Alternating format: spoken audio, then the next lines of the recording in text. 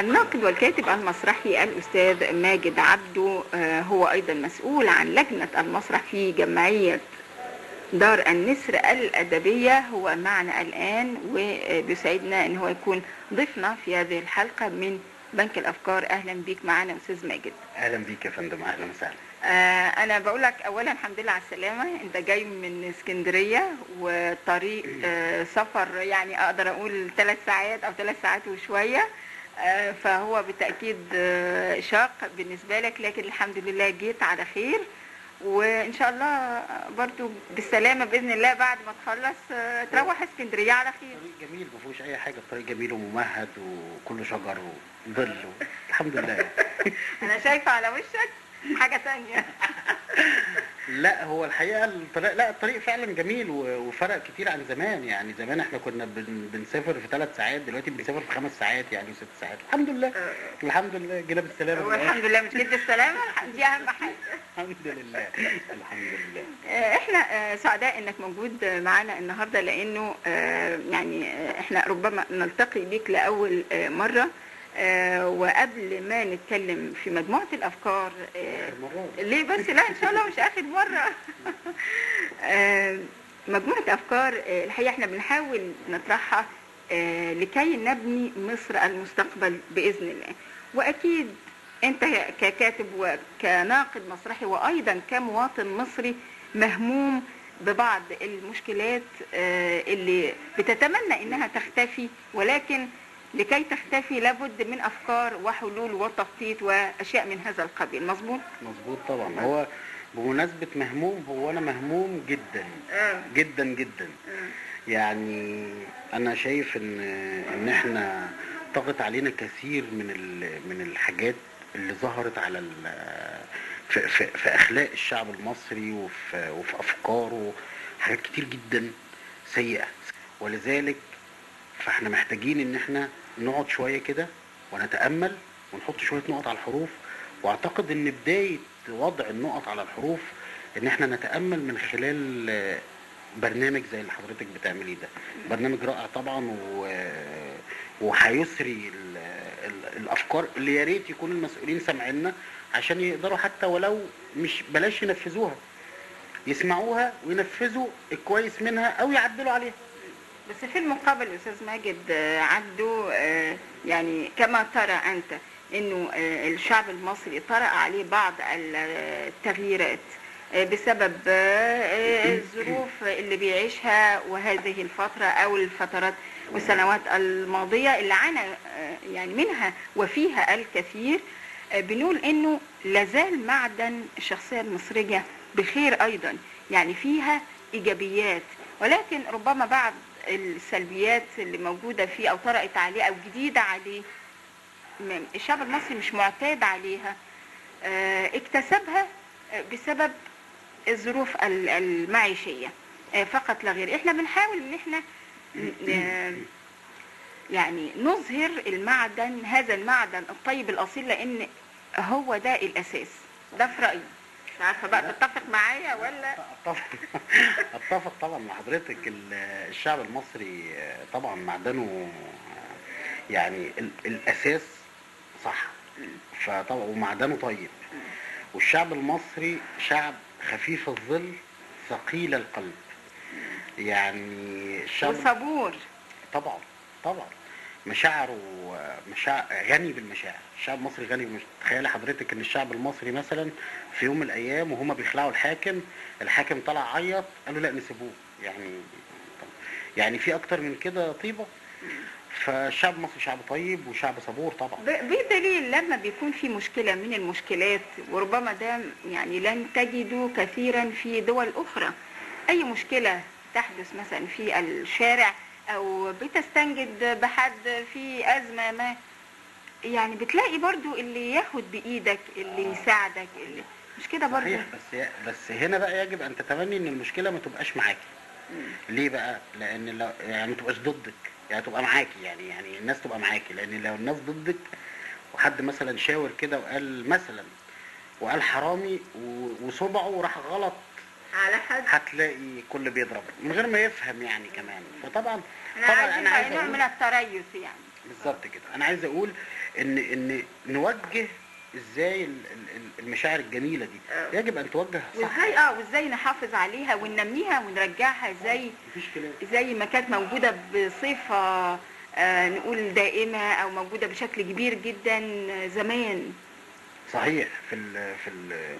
من يمكن في التغيرات اللي طرقت من 20 من 15 20 سنه كده، والسبب ان كل جيل بيربي الجيل اللي قبله. فطبعا احنا من حوالي 15 20 سنه كده كنا بنشوف في ترابط اسري، في حتى في الجيران.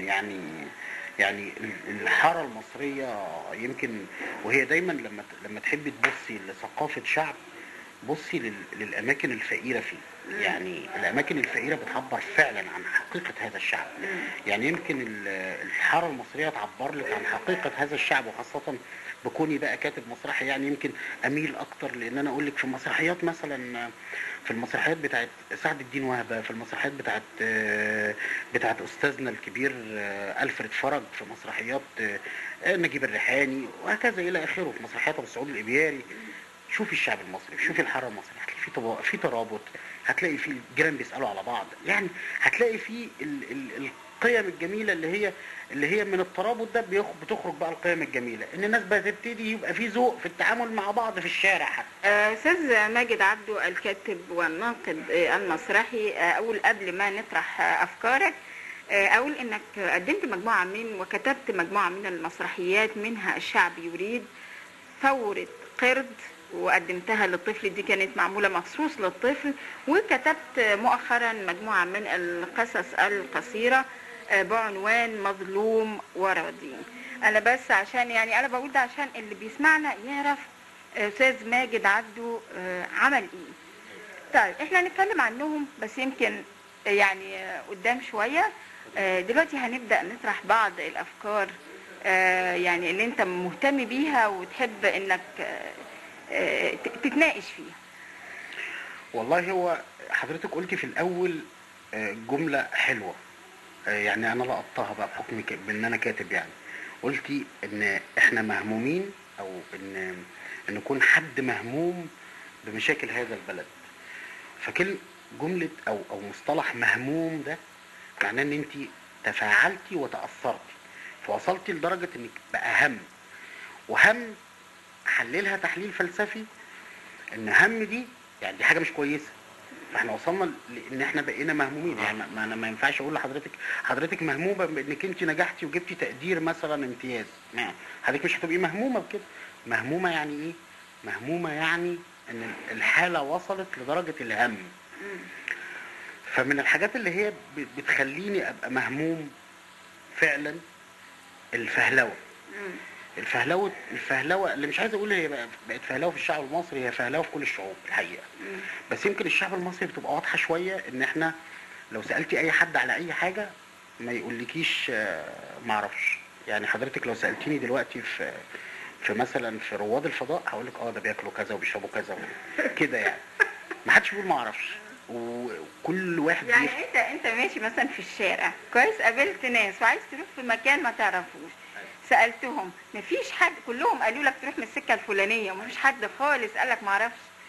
لا بصي، هو انا من الناس اللي ما بتسمعش الكلام. يعني كلهم قالوا لي روح من السكه الفلانيه، فانا ما روحتش من السكه الفلانيه فوصلت.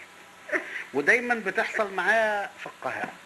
يعني دايما لما اجي القاهره، انا من اسكندريه طبعا زي حضرتك عارفه، فدايما لما باجي القاهره ما اعرفش حاجه في القاهره. يعني ابناء القاهره هم اللي بيتوهوك، مش عارف بيعملوا معايا كده ليه الحقيقه. لا هو طبعا هي بتحصل في اسكندريه كمان. هو طبعا هو يجب طبعا لما يعني الشخص يسال اذا كان عارف يقول له بصدق وصراحه، مش عارف يقول له انا اسف ما اعرفش، يعني بسيطه خالص. لا ما الناس في ثقافه لازم تتغير. ثقافه ان انا ما اعرفش، انا مش عيب ان انا ما اعرفش. يعني في الثقافه دي لازم تتغير. يعني انا لما بقعد مع حد واجي اتكلم معاه، يعني ممكن النهارده لما اخش ماتش كوره هتلاقي كل الناس اللي قاعده في المدرجات، لو فرضنا ان ال 120,000 هيبقوا ال 120,000 حكم، وال 120,000 مدرب، وال 120,000 لاعب. هتلاقيه يقول لك لو بوش رجله خارجي هتبقى في الحته الفلانيه، ولو بوش رجله الداخلي. طب انت لو فالح قوي كده كنت طلعت لعيب كوره يعني. طب استاذ ماجد عبده الكاتب والناقد المسرحي، الفهلوة اللي بتقول البعض من المصريين يعني فيهم هذه الصفة، ازاي من وجهة نظرك ان احنا ممكن نطرح افكار يعني من خلالها ممكن نقلل من هذه الفهلوة؟ مصدر او دليل لكل دليل معلوم، يعني مصدر معلومات، دليل في كل حاجة. زي مثلا انا دلوقتي داخل القاهرة بتوه جوه القاهرة. ليه؟ لان مفيش دليل. لو كان في مثلا يافطة ارشادية فبتبقى لو انت داخلة يمين تبقى فوق الشارع على طول، تبقى انت ماشية في الشمال تفاجئي بان داخلة يمين فتيجي يا حاجة يا تعملي حادثة يا تتوهي، فتختاري انك انت تتوهي. فطبعا لو في دليل بقى، لو انا مثلا عندي فكرة كده، لو احنا مثلا داخلين من على بوابة الرسوم بندفع كارتة للطريق 4 جنيه، انا ما اعرفش الكارتة اللي هي 4 جنيه دي بيعملوا بيها ايه كلها، يعني مش معقولة كلها بيصلحوا الطريق. دي 4 جنيه، 4 جنيه رايح و4 جنيه راجع.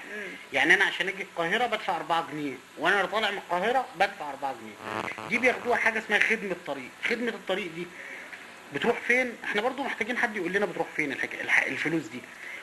نخليها 5 جنيه مفيش مشكلة، نخلي بدل ال 4 جنيه والجنيه الفضة اللي بناخدوه ده ومش عارفين نودوه فين، نخلوها 5 جنيه ونعمل بامفلت كده، نعمل ورقة كده ارشادية، خريطة، ان انت لو رايح مثلا لو رايح ميدان لبنان هتطلع من فوق الكوبري، لو رايح ماسبيرو هتخش من تحت الكوبري، لو رايح اكتوبر هتنزل من تحت وهكذا. يعني خريطة، انت عايز دليل يا استاذ ماجد للمناطق المختلفة والأحياء المختلفة في القاهرة، لأنك انت لو انت ما تعرفش بدل ما تسأل. أيوة. لا انت تبقى ماشي. حتى وإن كانت الميادين الكبرى اللي هي هقدر اتفرع منها لأي حتة، أعرف أوصل الأماكن اللي هي المحورية، أطلع على المحور هوصل فين وعندي كام نزلة، النزلة رقم 15 هتنزلك في الحتة الفلانية كده، ويتحط أرقام على النزلات، ويقول لك النزله بعد 15 بتاعت 15 دي بعد 10 كيلو، بعد 5 كيلو، بعد 3 كيلو، بحيث انك انت توصلي تبقي خلاص واخده يمينك، عشان حتى يبقى فيه سيوله حتى في المرور. ده مثلا دليل للطريق. في مجموعه من الدلائل الاخرى. طيب احنا نتكلم عن بقيه الدلائل الاخرى، ولكن بعد ما نسمع اغنيه. لو انت حابب يا استاذ ماجد تختار الاغنيه او تشاركنا فيها اتفضل. لا ممكن اغنيها انا ولا مفيش مشكله لو عندك موهبه. لا طبعا ما عنديش. والله انا بيتهيالي بالمناسبه ان احنا بنتكلم عن الدليل، يبقى انسب حاجه انا قلبي دليلي ليلى مراد. خلاص انا قلبي دليلي. وبعدين هنتكلم ان شاء الله بعد ما نسمع ليلى مراد عن مجموعه الدلائل الاخرى المهمه جدا بالنسبه للمواطن اللي بينتقل من محافظه الى اخرى. وعلى فكره احنا لازم ننوه عن حاجه بقى، طالما هنسمع عن قلبي دليلي اللي كتب الاغنيه العظيمه دي وناس كتير ما تعرفش، الفنان الراحل ابو سعود الابياري.